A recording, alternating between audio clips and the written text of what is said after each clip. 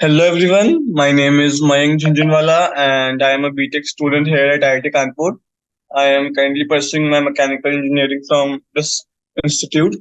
So today I am gonna solve chapter 1 sets with you from NCERT Exemplar, and we are gonna do the problems from this book.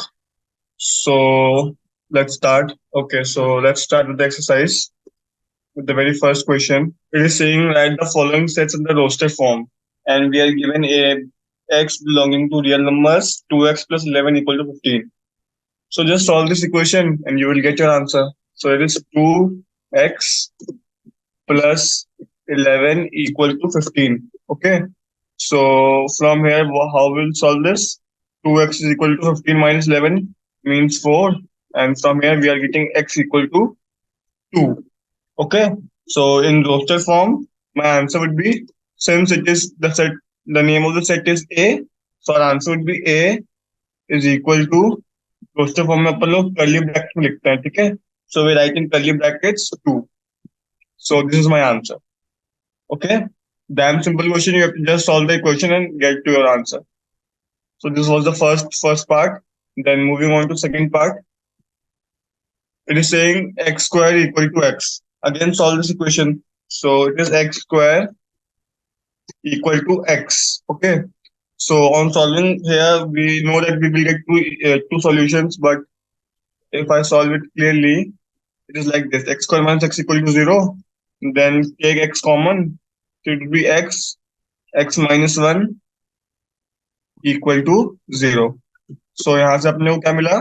यहाँ से अपने को मिला either x is equal to 0 और x is equal to 1. ठीक है? So we are getting two solutions. इसमें भी अपन लोग वैसे लिख देंगे. इसमें अपना सेट का नाम है b, तो b is equal to curly brackets 0, 1. ठीक है, तो ये मेरा आंसर हो गया. अब आगे चलता हूँ मैं थर्ड पार्ट पे. थर्ड पार्ट में क्या बोला है? x is a positive factor of prime number p. कोई भी प्राइम नंबर p का पॉजिटिव फैक्टर है x. तो मेरे को पता है जो प्राइम नंबर होते हैं उसके दो फैक्टर्स होते हैं, क्या तो वन क्या तो नंबर इटसेल्फ. और तो फिर इसका आंसर क्या हो जाएगा? इसका आंसर मैं डायरेक्टली लिख सकता हूँ, सेट का नाम है c. और क्योंकि मेरे को दिया हुआ प्राइम नंबर या प्राइम नंबर के दो फैक्टर्स होते हैं, कौन कौन से? एक तो वो नंबर खुद और दूसरा वन. सो इसका आंसर हो जाएगा 1, प्राइम नंबर क्या दिया हुआ है p, तो 1, p इसका आंसर हो जाएगा. ठीक है, दोनों पॉजिटिव है क्योंकि अब मेरे को दिया हुआ पॉजिटिव फैक्टर होने चाहिए. वन भी पॉजिटिव है, p भी पॉजिटिव है, तो c का आंसर तो अपन ने डायरेक्टली लिख दिया. ठीक है, तो इस टाइप से अपना फर्स्ट क्वेश्चन हो गया. आगे चलते हैं सेकंड क्वेश्चन पे. So in second question it is again saying write the following sets in the roster form. So let me do it again. t cube equal to t. वैसे तो अपने को यहाँ तो सॉल्यूशन दिख जाना चाहिए, लेकिन फिर भी मैं आपको सॉल्व कर देता हूँ. It is nothing but t power 3 minus t equal to 0. Then what we will do? We will take t square common. We will take t common and we will get t square minus 1 equal to 0. Then t square minus 1 को भी अपन लोग तोड़ लेंगे t minus 1 t plus 1 में. So it will be t minus 1 and t plus 1 equal to 0. ठीक है, तो यहाँ से अपने को क्या मिल जाएगा? यहाँ से अपने को t मिल जाएगा either 0 या फिर -1 या फिर +1. ठीक है, तो अपना सॉल्यूशन क्या हो जाएगा? अपना सॉल्यूशन हो जाएगा d is equal to -1, 0, 1. Okay, so again simple question. Next part में भी अपने को ये करना है. ई वाले में भी मुझे ये करना है. मेरे को डब्ल्यू निकालना है और डब्ल्यू निकाल के मेरे को तो सेट निकाल देना है. तो चलो मैं इसको भी सॉल्व कर देता हूँ. वैसे तो सिंपल ये भी क्या बोला इसमें, डब्ल्यू माइनस 2 अपॉन डब्ल्यू प्लस 3 इक्वल टू 3. तो मैं डब्ल्यू प्लस 3 को ले जाता हूँ. इट वुड बी डब्ल्यू माइनस 2 इक्वल टू 3 टाइम्स डब्ल्यू प्लस 3. तो वो क्या हो जाएगा? वो हो जाएगा 3w प्लस 9. ओके, सो यहाँ से मेरे पास क्या आ जाएगा? यहाँ से मेरे पास आ जाएगा 2w is equal to -11. And from here I am getting my w to be equal to -11/3. ठीक है, तो मेरा सोल्यूशन क्या हो गया? मेरा सोल्यूशन हो गया e equal to curly bracket of -11/3, -11/2 sorry. ठीक है, आई होप समझ में आया होगा. आगे चलते हैं नेक्स्ट पेज पे. फिर आप लोग चलते हैं थर्ड पार्ट पे. थर्ड पार्ट में क्या बोला है? थर्ड पार्ट में मुझे दिया हुआ है f equal to x power 4 minus 5x square plus 6 equal to 0. तो अगेन इसमें अपन लोग क्या करेंगे? इसमें अपन लोग अगेन इसको तोड़ लेंगे। पहले तो इसमें ये अपने को दिख रही है सिंपल सी क्वाड्रेटिक इक्वेशन, तो इसको क्वाड्रेटिक इक्वेशन को सॉल्व करेंगे। तो फैक्टर्स क्या हो जाएंगे? फैक्टर्स हो जाएंगे 3 और 2, तो हो जाएगा -3x² -2x² +6 = 0। ठीक है, तो यहाँ से क्या मिल जाएगा अपने को? यहाँ से अपने को मिल जाएगा, x² में कॉमन ले लूंगा, so I will get what? I will get x² -3।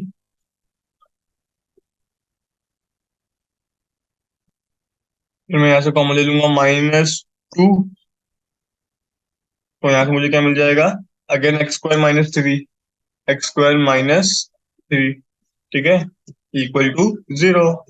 तो यहाँ से क्या आ जाएगा मेरे पास? x² -2 = 0, x² -3 = 0। तो x की क्या वैल्यूज आ गई? x की वैल्यूज आ गई कौन कौन सी? एक आ गई +√3, मतलब एक आ गई +√3, ठीक है।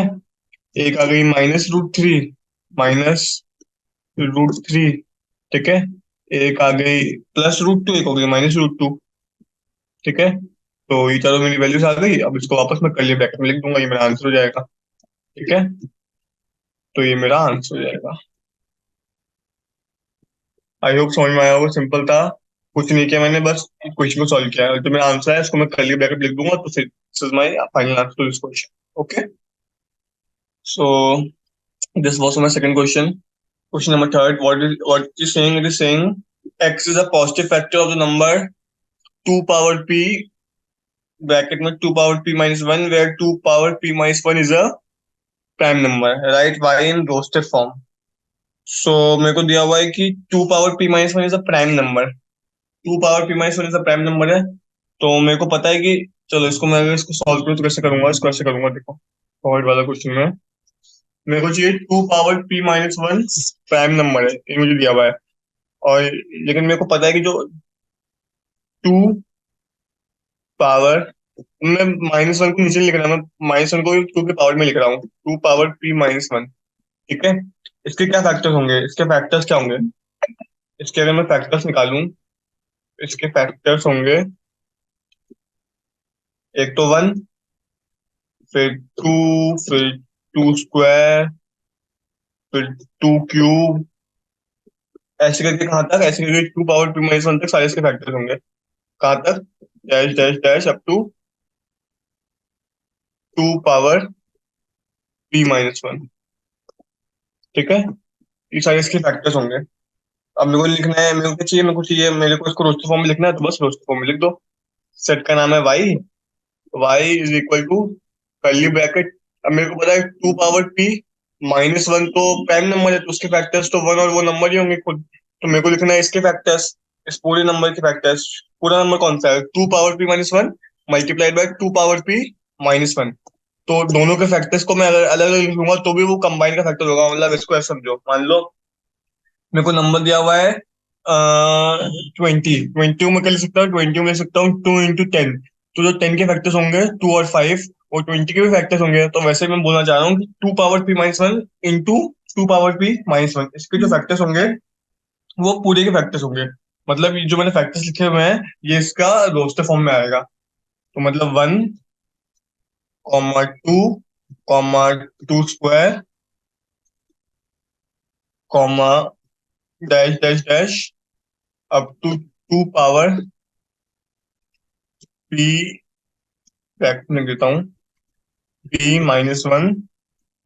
और आखिरी वाला मैंने बोला नंबर भी अपना खुद का फैक्टर होता ही है, तो मैं वो भी लिख दूंगा इसमें, 2 पावर p-1, ठीक है। तो ये मेरा इसका आंसर हो जाएगा।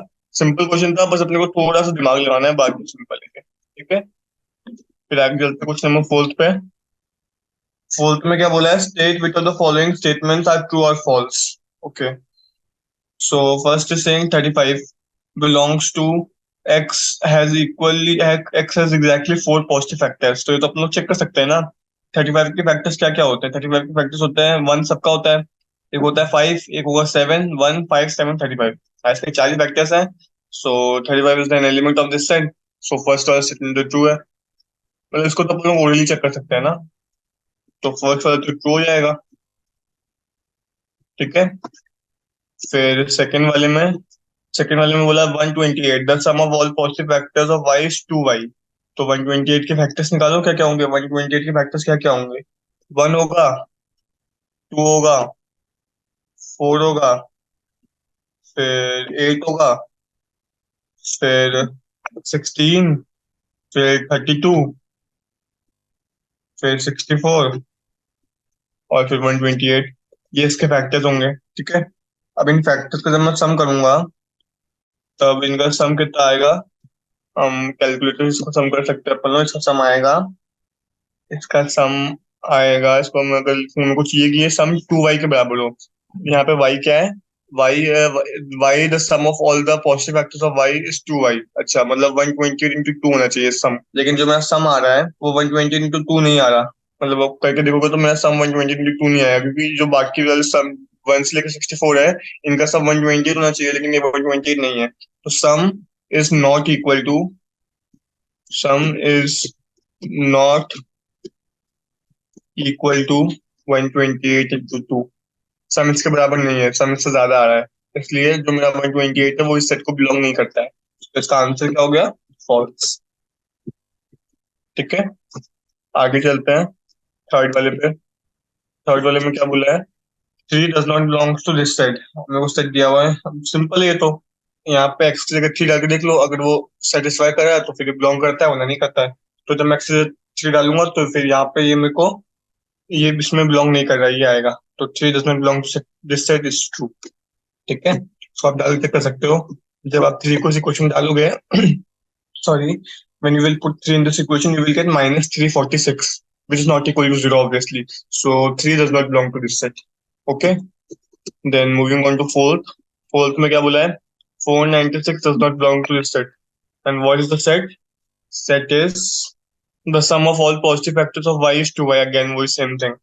तो जब मैं इसके फैक्टर्स का सम कर रहा हूँ, इसके फैक्टर्स क्या क्या होंगे, 1 2 4 8 16 31 62 124 248 और 496। इनका सम आएगा 992, जो कि 2 into 496 के बराबर है। ठीक है। तो एक्चुअली में ये इसको बिलोंग करता है। तो ये स्टेटमेंट एक्चुअली में फॉल्स है, क्योंकि 496 belongs to this set.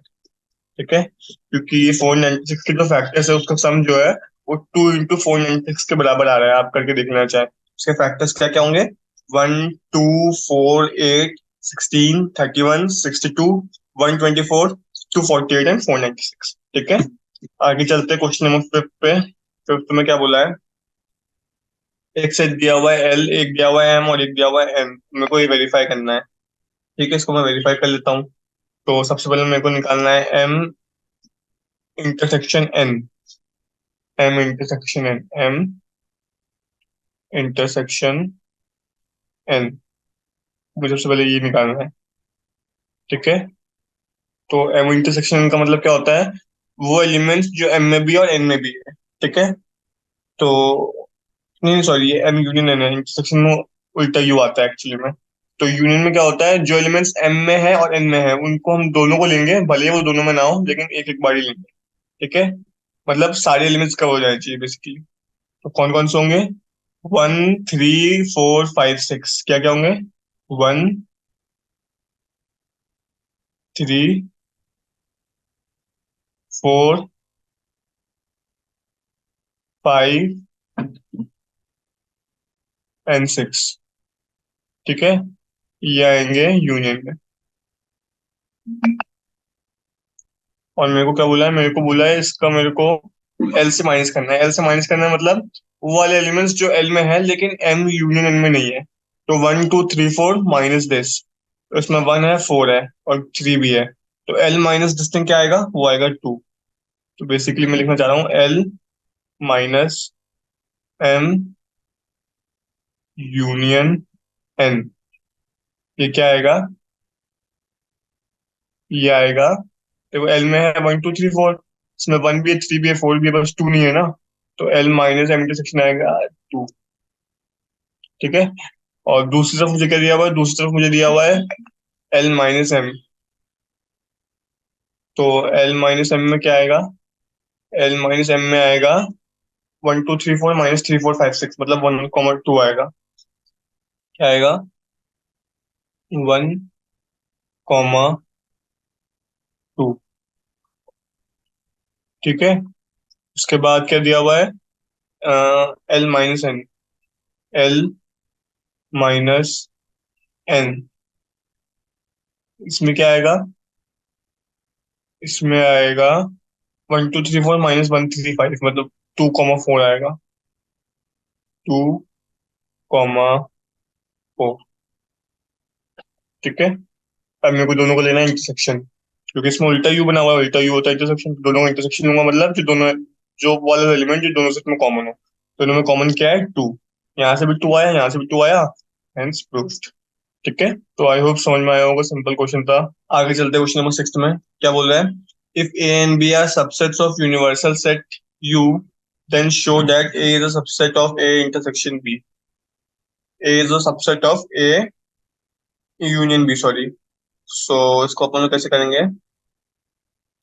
Let's say कि मेरा एक्स, कोई एलिमेंट है एक्स जो ए को बिलोंग करता है। ठीक है। X belongs to A. फिर अभी मेरे को बोला है कि we have to prove that A is a subset of A union B. Okay, अब मेरे को बोला है कि ए और बी दोनों सबसेट है यूनिवर्सल सेट के। तो अगर अपन लोग बोल रहे हैं कि x is a subset of a, obviously बात है x will also be subset of a union b। तो यूनियन में वाले एलिमेंट्स तो आते हैं जो a में है, वाले एलिमेंट्स भी आ जाएंगे जो b में है। तो फिर x is a subset of a union b भी सही होगा। क्यों? क्योंकि x अगर a का सबसेट है, मतलब x अगर a को बिलोंग करता है, तो x a यूनियन b को भी बिलोंग करेगा। ठीक है। तो अगर अगर अपन लोग माने कि, ऐसा मैंने लिख दिया, इसको वैसे भी लिख सकता हूँ ना कि x बिलोंग्स टू a। अगर मैं इस स्टेटमेंट को खोलूँ तो उसका मतलब क्या होगा? इसका मतलब होगा x बिलोंग्स टू a और x बिलोंग्स टू b। ठीक है। ये स्टेटमेंट ट्रू है ना, क्योंकि और का मतलब होता है कोई भी एक ट्रू होना चाहिए, और पहला वाला स्टेटमेंट ट्रू है। तो अगर मैं इसको खोल के लिखूंगा तो मैं ऐसे लिखूंगा। तो बेसिकली अगर ये चीज होल्ड करती है तो फिर ये चीज भी होल्ड करती है। इसका मतलब क्या हुआ? इसका मतलब हुआ a is a subset of a intersection b, a union b, sorry. आया समझ में? मैंने क्या बोला? मैंने बोला कि एक्स ए को बिलोंग कर रहा है, तो एक्स ए यूनियन बी को भी बिलोंग करेगा। तो यहाँ से मैंने प्रूव कर दिया कि A is a subset of A union B, simple. ठीक है। अगर समझ में नहीं आया तो उसको वापस देखना, समझ में आ जाएगा। वेरी सिंपल है, ज्यादा टिपिकल नहीं है ये चीज। फिर अगले में चलता है। अगले में बोला है A subset of B implies A union B is equal to B. Obvious सी बात है, मतलब ये आपको समझ में भी आ रहा होगा कि मैं बोल रहा हूँ कि मैं ए का सबसेट हूँ, मैं बी का सबसेट हूँ। तो ऑब्वियस सी बात है कि जो एलिमेंट्स बी में होंगे वही एलिमेंट्स ए में भी होंगे। मतलब बी में ऐसे कुछ एलिमेंट्स होंगे जो ए में नहीं है, लेकिन ए में सारे एलिमेंट्स वही होंगे जो बी में है। तो ए यूनियन बी जब भी हम लोग करेंगे तो वो बी के बराबर आएगा। तो ये ओरली तो अपने को दिख रहा है, बस अपने को प्रूव करना है। ठीक है। सो इसको वापस वही करेंगे, अपन लोग एक एलिमेंट लेंगे एक्स, उसको अपन लोग मानेंगे कि वो ए यूनियन बी का है। Let x belongs to A union B. ठीक है। अब मेरे को चाहिए, इसका मतलब वापस वही है कि x either belongs to A और x either belongs to B. ठीक है। और x either belongs to A और x either belongs to B. क्या बोल रहा हूँ मैं? इसका मतलब क्या हुआ? इसका मतलब हुआ x either belongs to A और x either belongs to B. ठीक है।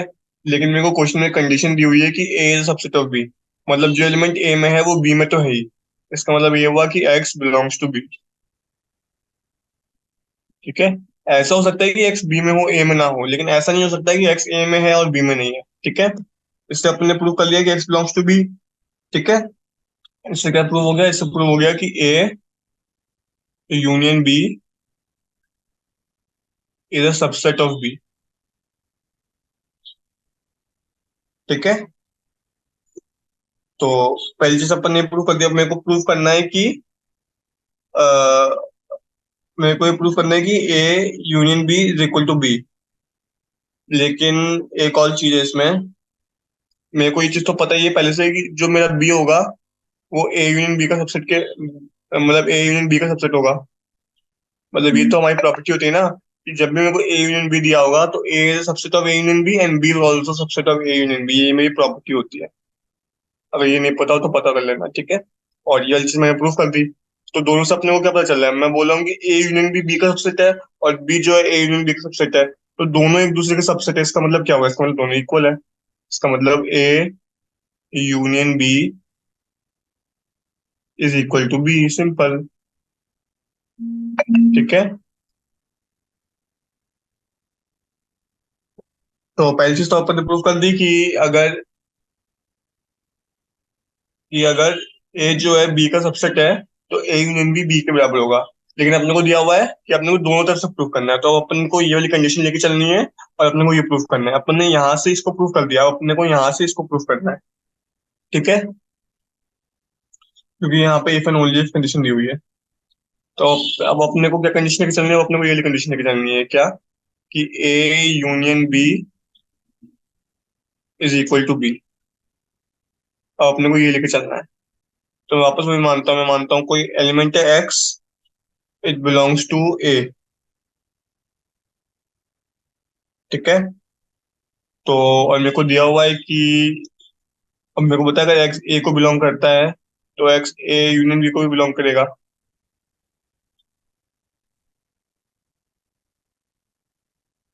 ठीक है। और फिर क्योंकि ए यूनियन बी बी के बराबर है, तो एक्स बी को भी बिलोंग करेगा। तो एक्स अगर ए को बिलोंग करे तो वो बी को तो बिलोंग कर ही रहा है, ये मैंने यहाँ से देख लिया। इसका मतलब क्या हो गया, इसका मतलब हो गया A is a subset of B. तो मुझे प्रूफ करना था, हेंस प्रूफ। ठीक है। इसका मतलब क्योंकि मैंने दोनों कंडीशन सेटिस्फाई कर दी, अगर ये ट्रू है तो ये ट्रू है, और ये ट्रू है तो ये ट्रू है। इसका मतलब एक डबल इम्प्लीकेशन, मतलब if and only if condition holds. ठीक है। सिमिलर वे में मैं थर्ड वाला भी कर लूंगा। So I am living for you this third part, and I am moving on to question number 7। ठीक है। सो क्वेश्चन नंबर 7 में क्या बोला है, मेरे को दिया हुआ है एन इज अ सेट जिसमें है 1 से लेके 100 तक के एलिमेंट्स। फिर मुझे बोला है then write the subset of N whose elements are even numbers. तो ये सिंपल है। इसमें क्या हो जाएगा, subset of N whose elements are even numbers is equal to 2 4 6 8 से लेकर 100 तक। और जिसमें क्या अगले वाले में क्या बोला है, whose elements are perfect square numbers. तो परफेक्ट स्क्वायर लिख दो, 1 4 9 16 25 36 49, ऐसे करके अपन लोग 100 तक चले जाएंगे। तो सेवेंथ वाला सिंपल क्वेश्चन है। आगे चलते क्वेश्चन नंबर 8 पे। ओके, सो क्वेश्चन नंबर 8 पे चलते हैं। क्वेश्चन नंबर 8 में मुझे बोला है, क्या बोला है क्वेश्चन नंबर 8 पे, क्वेश्चन नंबर 8 में मुझे बोला है x is equal to 1 2 3 if n represents any number of x, then write the following sets containing all numbers represented by 4n। तो ये तो सिंपल है। तो पहला सेट क्या हो जाएगा, पहला सेट हो जाएगा 4n। कैसे लिख सेट को वैसे लिखते हैं ना जैसे दिया होगा, जो अपने कंडीशन दी हुई है पहले वो लिखेंगे 4n, फिर एक डैश लगाएंगे, फिर अपन लोग लिखेंगे n बिलोंग्स टू x, जो मुझे दिया हुआ है n बिलोंग्स टू x। ठीक है।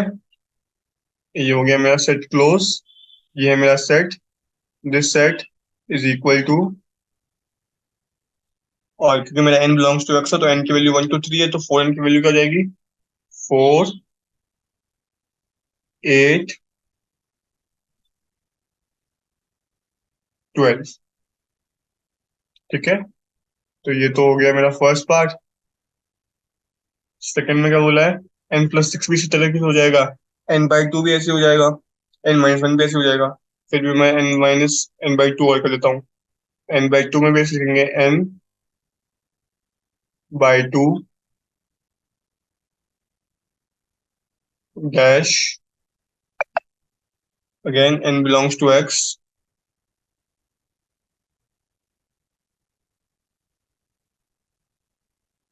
ब्रैकेट क्लोज, इक्वल टू, बस 1 2 और 3 को n बाई टू कर देंगे तो हो जाएगा 1/2,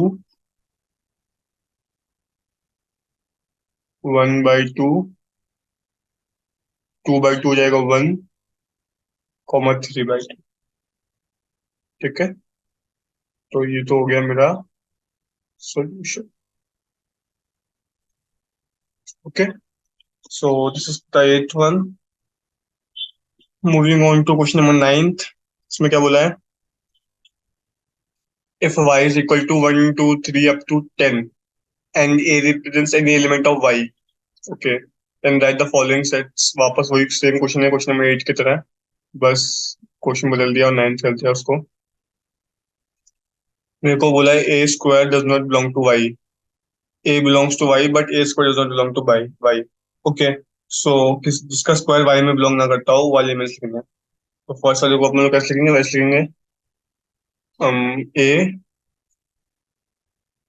सबसे पहले ए लिखेंगे, देन ए के बाद ए की डेफिनेशन लिखेंगे। ए की डेफिनेशन क्या है? ए की डेफिनेशन है A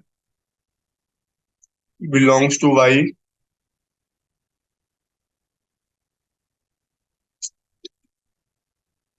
and A square does not belong to Y. मतलब A square does not belong to Y. ठीक है, ये तो है मेरा सेट। अब एक वॉल्यूम लिखना है जिसका स्क्वायर जो है वाई में ना हो। ठीक है, जिसका स्क्वायर वाई में ना हो। तो वन का स्क्वायर तो वन ही होता है, वो है। टू का स्क्वायर फोर भी है, थ्री का स्क्वायर नाइन भी है, फोर का स्क्वायर 16 है, वो नहीं है। मतलब फोर से लेकर 10 तक सारे कुछ लिख लूंगा। 4, 5, 6 से लेकर कहाँ तक जाऊंगा? यहाँ से लेकर 10 तक जाऊंगा।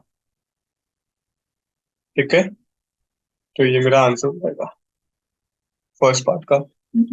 सेकंड में बोला A plus one equal to six. ये मैं वापस पैसे लिख लूंगा। A plus one equal to six, A dash A plus one equal to six, comma A belongs to Y, और A plus one equal to six. इससे मेरे को क्या मिल जाएगा? इससे मेरे को मिल जाएगा ए इक्वल टू 5। सिंपल। ठीक है, फिर अगले में मुझे बोला है A is less than six. A is less than six में कौन कौन से एलिमेंट्स आ जाएंगे? 1, 2, 3, 4, 5। तो फर्स्ट वाले पार्ट का आंसर हो जाएगा 4 से लेकर 10 तक सारे एलिमेंट्स। सेकंड वाले का आंसर हो जाएगा 5, और थर्ड वाले का आंसर हो जाएगा 1, 2, 3, 4, 5। ठीक है, in this way 9th question can be done easily. Moving on to 10th one. 10th में क्या बोला है?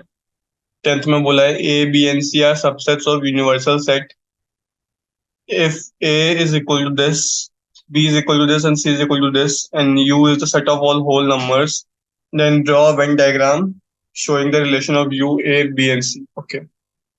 So सबसे पहले तो अपन लोग एक बॉक्स बनाएंगे। ओके, फिर अपने को बोला है वेन डायग्राम बनाना ना। अपने को तीन सेट दिए हुए हैं, ए बी एंड सी। तो अपने तीन सर्कल बनाएंगे।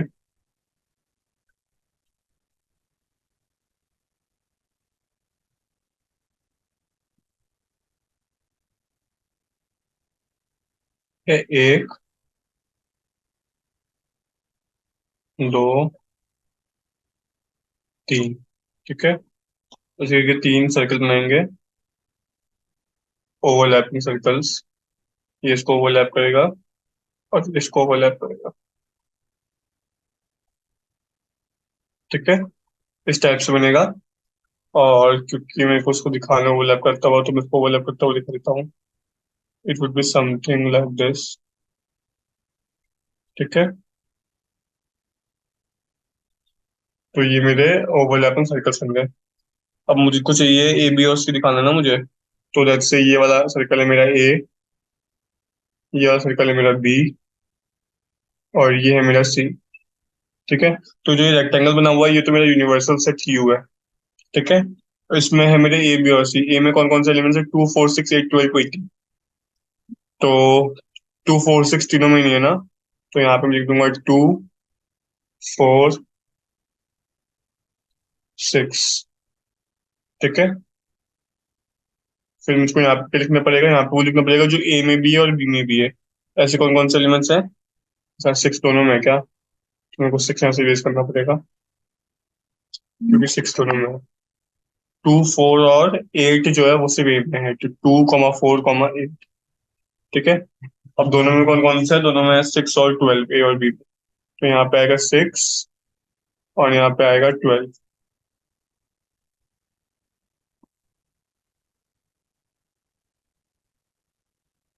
ठीक है, और ऐसे कौन से एलिमेंट्स जो सिर्फ बी में है? वो है 3 और 9। 3 और 9। ठीक है। उसके बाद ऐसे कौन से एलिमेंट है जो ए में है और सी में है?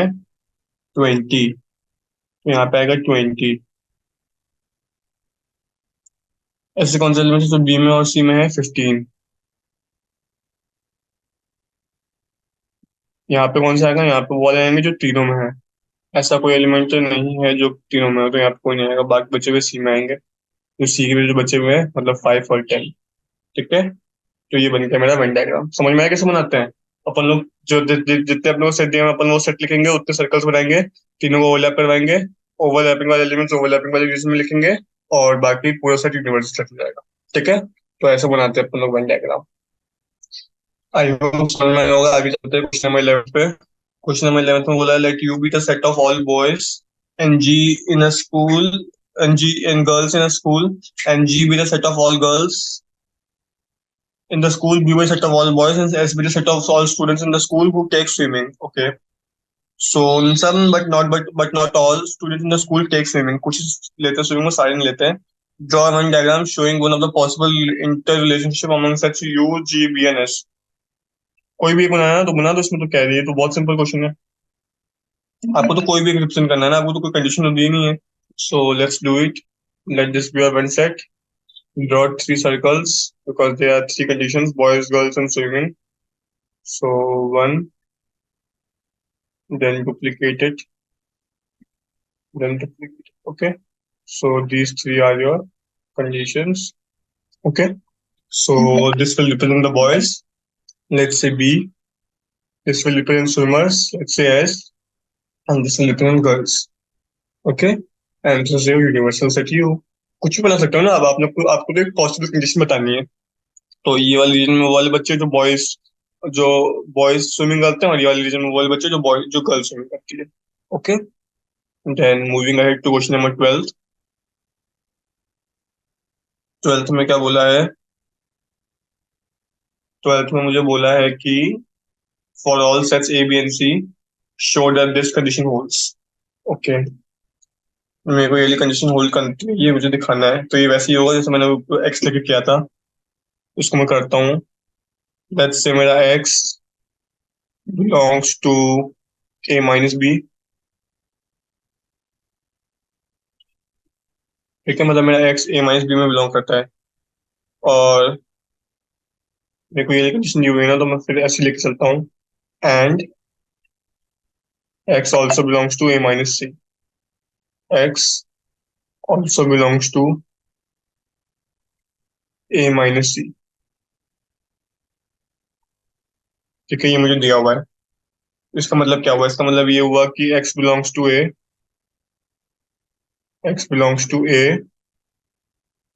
एंड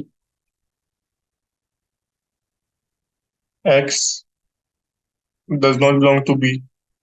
ये हुआ ना ए माइनस बी का मतलब। ए माइनस बी का मतलब क्या होता है? वो एलिमेंट जो ए में है लेकिन बी में नहीं है। ठीक है। सिमिलर चीज मैं ए माइनस सी की लिख सकता हूँ कॉपी करके। ठीक है। तो इसका मतलब क्या हुआ? इसका मतलब ये हुआ कि x belongs to A and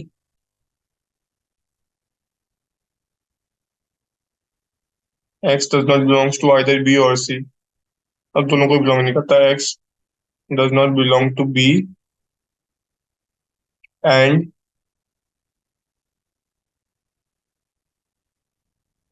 x does not belong to C. ठीक है। तो ये चीज हो गई। अभी यहाँ से मुझे क्या लिख सकता हूँ? मैं यहाँ से लिख सकता हूँ x does not belong to B union C. मतलब तो सेम ही है ना। वो बी में नहीं है, सी में नहीं है, तो बी यूनियन सी में भी नहीं होगा। इसका मतलब क्या हुआ? इसका मतलब x belongs to A minus B union C. मतलब ए में है लेकिन बी यूनियन सी में नहीं है। ठीक है। इसका मतलब क्या हुआ? इसका मतलब हुआ ए माइनस बी इंटरसेक्शन इंटरसेक्शन मतलब एंड, जो मैंने ऊपर लिखा था उसी को मैं अब सेट के फॉर्म में लिख रहा हूँ। A minus C is a subset of this thing। A minus, समझ में आएगा ना, मैंने प्रूफ कर दिया इसको।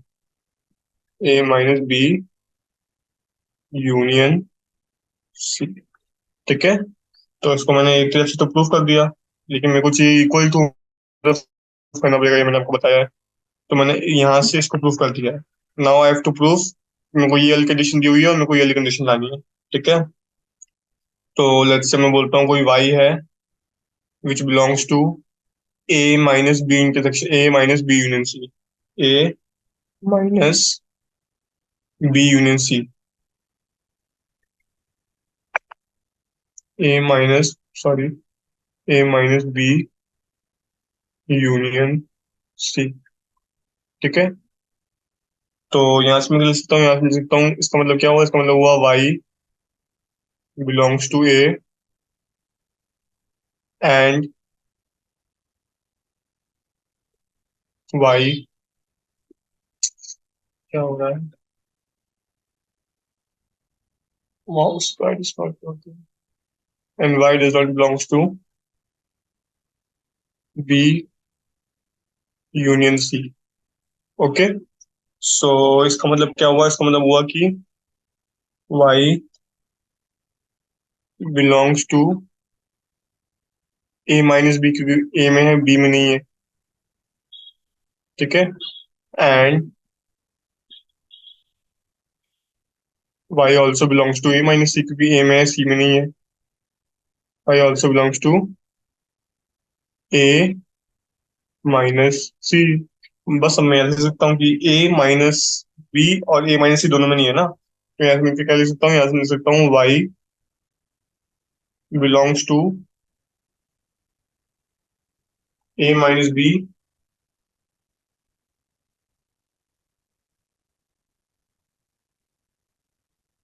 Intersection a minus C. लो, हो गया प्रूफ।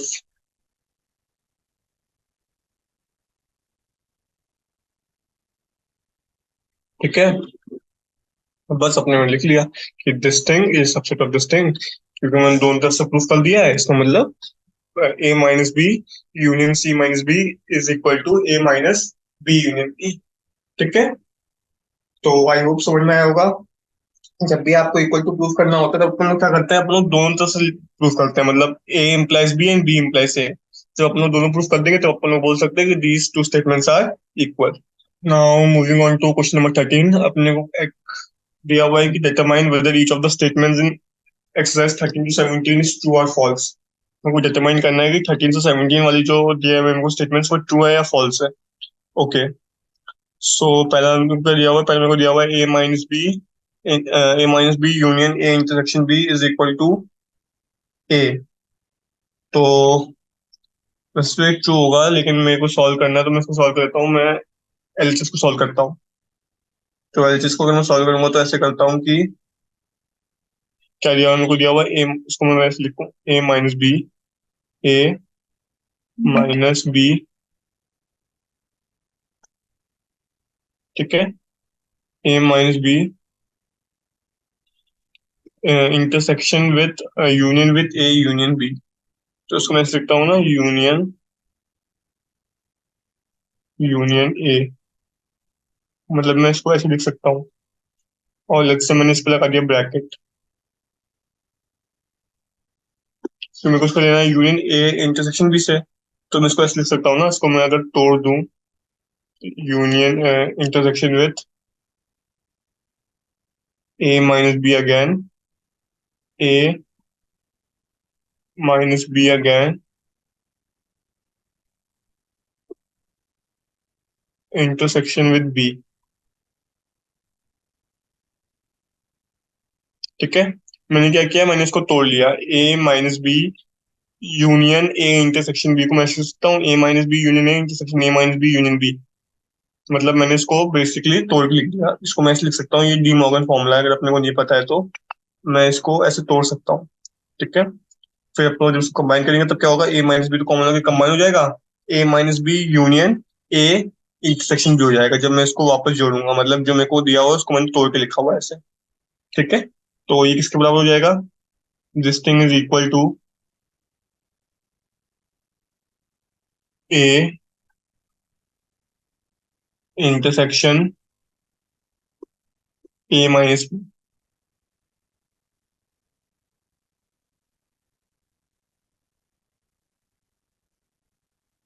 ठीक है, मतलब ये ए और ए माइनस बी का इंटरसेक्शन के बराबर है। इंटरसेक्शन का मतलब क्या होता है? वो एलिमेंट्स जो ए में भी है और ए माइनस बी में भी है। तो यहाँ से दोनों में यूनियन लगा हुआ है, इससे अपने को क्या पता चलता है? इससे अपने को पता चलता है कि वो वाले एलिमेंट्स ए माइनस बी में भी है और बी में भी है, मतलब इन दोनों में से किसी एक में है एटलीस्ट। ठीक है, फिर मैं कर रहा हूँ दोनों का इंटरसेक्शन। इसका मतलब क्या हुआ? इसका मतलब वो वाला एलिमेंट्स, वाला जो एलिमेंट है एक्स, वो इसको भी बिलोंग करता है और इसको भी बिलोंग करता है, तभी वो इंटरसेक्शन में आएगा। फिर इंटरसेक्शन क्या होता है? इंटरसेक्शन में होता है कि वो एलिमेंट्स दोनों सेट को बिलोंग करना चाहिए, इसलिए वो वाला एलिमेंट इसको भी बिलोंग कर रहा है और इसको भी बिलोंग कर रहा है। और वो दोनों को बिलोंग कर रहा है मतलब वो ए माइनस बी में होगा, ऑब्वियसली बात है, क्योंकि अगर वो ए में होगा तो फिर वो इसमें नहीं हो सकता। अगर वो बी में होगा, मतलब इसका मतलब क्या हुआ? इसका मतलब ये हुआ कि वो एलिमेंट ए में है और ए माइनस बी में है। इसको मैं फिर ऐसे लिखता हूँ, A union A minus A intersection A minus B, कि वो एलिमेंट ए में भी और ए माइनस बी में भी है। बी में क्यों नहीं है? बी में इसलिए नहीं है क्योंकि अगर बी में होगा वो वाला एलिमेंट तो फिर वो ए माइनस बी में नहीं हो सकता, क्योंकि ए माइनस बी का मतलब क्या हुआ? ए माइनस बी का मतलब ये हुआ कि वो वाला एलिमेंट ए में है लेकिन बी में नहीं है।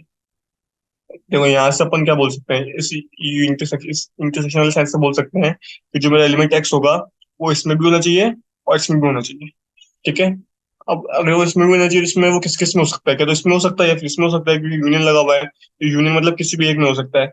लेट्स से वो ए में है, अगर वो ए में है तो फिर वो बी में नहीं हो सकता, क्योंकि अगर वो ए में है तो अगर वो बी में भी होगा तो फिर ए माइनस बी में वाला एलिमेंट नहीं हो सकता, वाला एलिमेंट हट जाएगा। क्योंकि मतलब मैं बेसिकली ये बोलना चाह रहा हूँ कि वो वाला एलिमेंट जो है वो दोनों में नहीं हो सकता, कि वो ए में भी और बी में भी हो, वो सिर्फ एक में हो सकता है।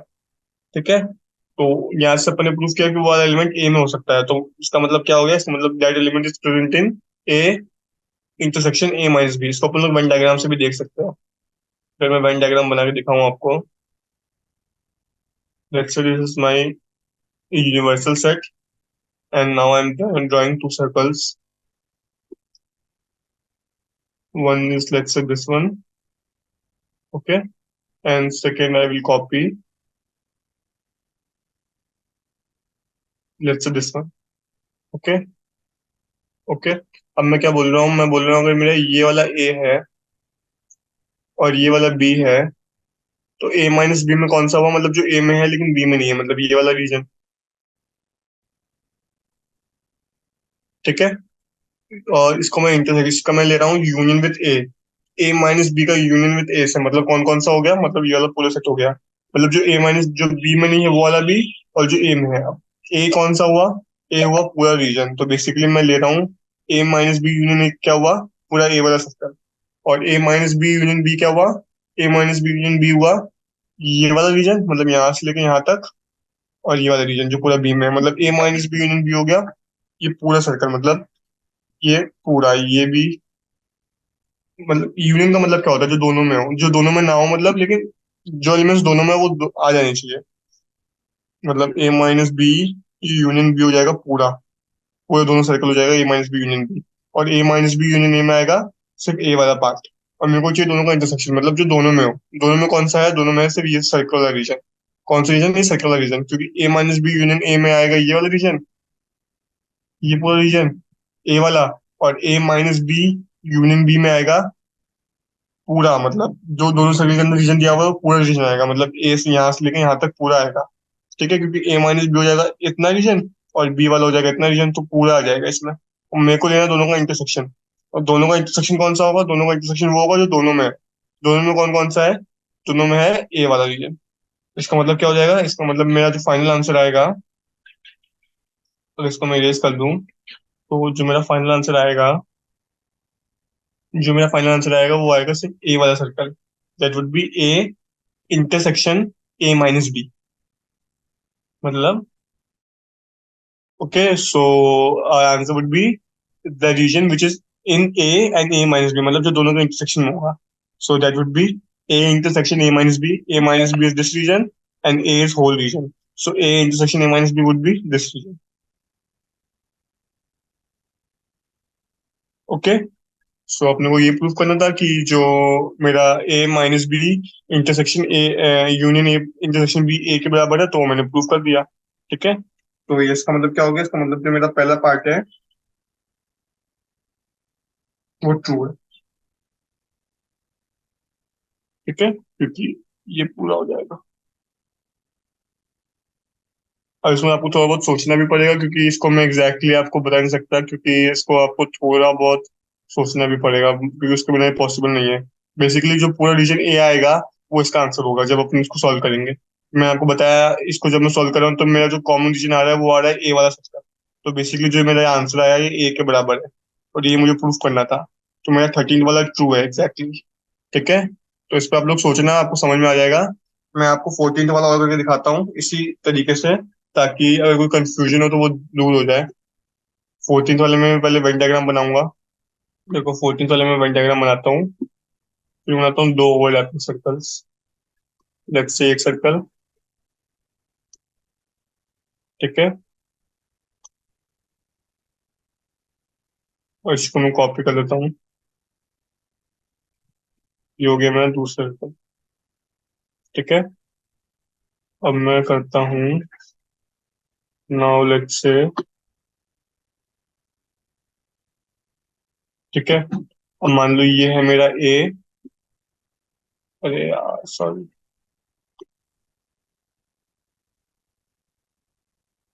और ये है मेरा बी। ठीक है, अब मेरे को क्या बोला है? मेरे को बोला है मेरे को चाहिए ए माइनस, इसमें तीन है क्या? इस तरीके से होगा ये मेरा बन गया वेन डायग्राम। अब मैं यहाँ पे तीन सर्कल बनाऊंगा। एक, और copy this, duplicate, and again duplicate. Okay, so this will be second circle, and this will be let's say third circle. Okay, so completing it. Okay, अब मेरे को क्या बोला है? मेरे को बोला है बी माइनस सी। पहले तो मैं देखूं, ये है मेरा ए, ये है मेरा बी, और ये है मेरा सी। मेरे को चाहिए बी माइनस सी, मतलब जो बी में है लेकिन सी में नहीं है, मतलब ये वाला रीजन, पूरा बी वाला रीजन। बस कोई कलर लेजर है ना, लेजर दिखाता हूँ। बी माइनस सी हो जाएगा ये वाला रीजन, यहाँ से लेके ये पूरा यहाँ से लेके यहाँ तक। ठीक है, ये हो जाएगा मेरा बी माइनस सी, मतलब जो बी में, बी वाला सर्कल में है लेकिन सी में नहीं है। तो बस जो ये वाला रीजन है ना, ये वाला मैं हटा दूंगा बी से, हो जाएगा मेरा बी माइनस सी। फिर मुझे बोला है मेरे को ए से भी माइनस करना है, तो मेरे पास क्या रीजन आ गया? मेरे पास रीजन आ गया ये वाला, यहाँ से लेके यहाँ तक, ये हो गया मेरा बी माइनस सी। इसमें से मेरे को क्या बोला? मेरे को बोला कि इस बी माइनस सी को मेरे को ए से माइनस करना है। ए से माइनस करना है, मतलब जो ए में है लेकिन बी माइनस सी में नहीं है। ए में पूरा है ए वाला सर्कल, और बी माइनस सी में कितना है? बी माइनस सी में इतना और है, मेरे को ये और हटाना है। तो बेसिकली ए माइनस बी माइनस सी हो जाएगा ये वाला रीजन। बाहर वाला सर्कल है ना ये वाला, जितना ए में है लेकिन बी में नहीं है। ठीक है, तो ये हो गया मेरा ए माइनस बी माइनस सी। तो इसको अगर मैं कलर कर दूं, चलो इससे करता हूँ। ये रीजन है मेरा A minus B minus C वाला। ठीक है, this is A minus B minus C. अब मेरे को क्या बोला? अगला मेरे को बोला है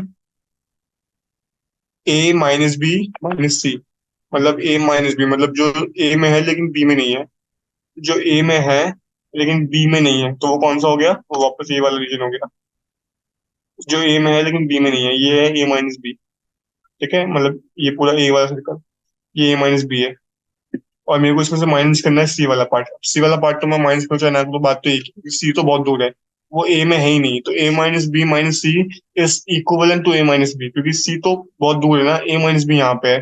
तो बेसिकली ये वाला रीजन हो गया। ठीक है, तो बेसिकली दोनों बराबर है। तो ये मुझे प्रूव करना, तो मैंने प्रूव कर दिया इसको। बाकी मैं इसको तीन सर्कल के इंटरसेक्शन से भी प्रूव कर सकता हूँ, अगर आपको वैसे दिखाना है तो ये तो मैंने किया दो सर्कल के इंटरसेक्शन से प्रूफ। अभी इसमें जो एकदम इसका हायर केस होगा वो होगा तीन सर्कल का जब इंटरसेक्शन हो जाए। अपने को वैसे दिखाया है तो उसी से चाहिए, लेकिन यहाँ से मैंने आपको बताया है कि अपन लोग कैसे करते हैं इंटरसेक्शन।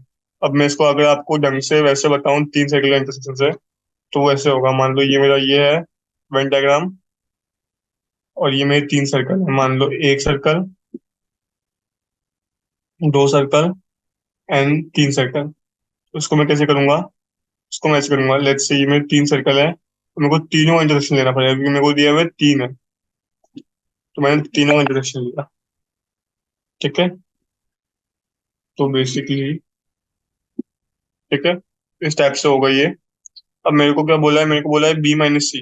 पहले तो मैं बोलता हूँ ये है मेरा A, ये है मेरा B, और ये है मेरा C। अब मेरे को चाहिए B-C, मतलब जो B में है लेकिन C में नहीं है, मतलब ये वाला रीजन। कौन सा रीजन? ये वाला रीजन जो बी में है लेकिन सी में नहीं है। ए से मुझे मतलब नहीं है, अभी ए चाहे हो चाहे ना हो, उससे मतलब नहीं है। मेरे को बस बी चाहिए लेकिन सी नहीं चाहिए। तो ये है पूरा वो वाला रीजन जिसमें बी है लेकिन सी नहीं है। ठीक है, इसमें से मुझे अब मेरे को ए में से ये भी चीज माइनस करनी है, तो ए है पूरा ये वाला रीजन। तो ए में से A-B-C कौन सा हो जाएगा? जो बी माइनस सी में नहीं, जो बी माइनस सी में नहीं है लेकिन ए में है। तो पहले तो मैं B-C वाला रीजन हाईलाइट कर देता हूँ। तो ये मेरा B-C वाला रीजन है, वो कौन सा है? इससे अगर हाईलाइट करूँ तो B-C वाला रीजन है ये वाला, यहाँ से लेके ये है मेरा B-C। अब मैं चाहता हूँ कि मेरे को A-B-C चाहिए, मतलब जो ए में है लेकिन B-C में नहीं है। तो वो कौन सा हो गया? वो वाला रीजन हो गया ये वाला, जो ए में है लेकिन B-C में नहीं है। मतलब यहाँ से गया मैं, यहाँ से गया, ऐसे आया, ऐसे गया। ठीक है, क्योंकि जितना मेरा ये वाला जो रीजन है ये B-C में आ रहा है। तो ये हो गया मेरा A-B-C। अब मेरे को इसको प्रूफ करना है A-B-C के।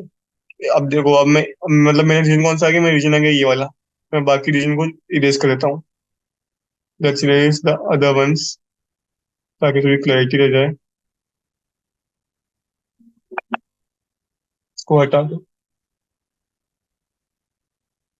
ठीक है, तो जो ग्रीन वाला पार्ट है वो मेरा एलएचएस का आंसर है। मेरे को आरएचएस के लिए चाहिए। आरएचएस में क्या दिया हुआ है? A-B। A-B कौन सा रीजन हुआ? A-B हुआ जो ए में है लेकिन बी में नहीं है। वो कौन सा हुआ? वो हुआ ये जो मैंने बना रखा है, यही हुआ, क्योंकि मेरे को चाहिए ए में है लेकिन बी में ना हो, तो ये वाला हुआ ना जो ए में है लेकिन बी में नहीं है। समझो इस बात को। बी वाला कितना हुआ? बी वाला है यहाँ से लेके यहाँ तक, तो मेरे को इतना और हटाना पड़ेगा बेसिक। ये ध्यान रखना कि मेरा एलएचएस ये आ रहा है जो मैंने ग्रीन पार्ट बनाया है। ठीक है, या चलो फिर मैं इसको अलग कलर से दिखाता हूँ ताकि आपको कंफ्यूजन ना हो। मेरे को चाहिए A-B, मतलब जो ए में है लेकिन बी में नहीं है, तो वो कितना हुआ? वो हुआ ये वाला रीजन, ये पूरा सर्कल बी से पहले वाले तक का। ठीक है, ये हुआ मेरा A-B। इसमें से मुझको सी और हटा देना है। क्या हटाना है मेरे को? इसमें से सी और हटाना है, तो मेरे को ये रीजन और हटाना पड़ेगा। तो बेसिकली मेरा ये बचेगा। आया समझ में? इस पूरी को मैं रेस कर देता हूँ एक बार। तो अपन देख सकते हैं कि जो मेरे दोनों रीजन है दोनों बराबर नहीं आए। पहले वाले में थोड़ा बड़ा आया रीजन, दूसरा में थोड़ा छोटा रीजन आया। क्योंकि दोनों रीजन सेम नहीं आ रहे, इसका मतलब जो मेरा 14 वाला स्टेटमेंट है वो फॉल्स है। आया समझ में? वन डायग्राम से कैसे देखते हैं। Hence statement number 14 is false, क्योंकि मेरा जो A-B-C है और A-B-C है वो दोनों बराबर नहीं आ रहे। ठीक है, तो आई होप समझ में आया होगा। इसको ऐसे देखेंगे हम लोग वेन डायग्राम से। बेसिकली आपको वेन डायग्राम बना के देखना पड़ेगा कि कौन से रीजन ओवरलैप कर रहे हैं, कौन से रीजन ओवरलैप नहीं कर रहे हैं। इसका मतलब क्या हुआ? मैंने प्रूफ कर दिया, मेरा 13 वाला तो ट्रू था, 14 वाला फॉल्स है मेरा। ठीक है, सिमिलर वे में मैं 15, 16, 17 भी कर लूंगा। अम, एक काम करते हैं, इसको फिर मैं बाकी के क्वेश्चंस आगे वाले नेक्स्ट सेशन में समझाता हूँ। बाकी ये होंगे सारे ऐसे ही, वेन डायग्राम बना के आपको करना पड़ेगा। वेन डायग्राम बना के आपको देखना पड़ेगा कौन सा रीजन ओवरलैप कर रहा है, कौन सा रीजन ओवरलैप नहीं कर रहा है। तो बेसिकली अभी अपन ने देखा कि 13 वाला ट्रू है, 14 वाला फॉल्स है। ठीक है, बाकी के आगे वाले क्वेश्चंस में नेक्स्ट सेशन में करता हूँ। आई होप समझ में आया होगा। देखो इनिशियल वाला पार्ट तो आसान था, लेकिन जो बस ये वेन डायग्राम वाला पार्ट आया वहां से थोड़ा डिफिकल्ट हुआ देखना, क्योंकि अपने को ओवरलैपिंग वाले रीजन समझना पड़ेगा। If you will practice this type of questions then you will not find them hard, because actually इनको करने में मजा आता है। Just you have to be conscious about कौन सा रीजन ओवरलैप कर रहा है, कौन सा रीजन ओवरलैप नहीं कर रहा है। ठीक है, तो I hope you have understood it. बाकी अपन लोग नेक्स्ट सेशन में देखते हैं। Okay, thank you.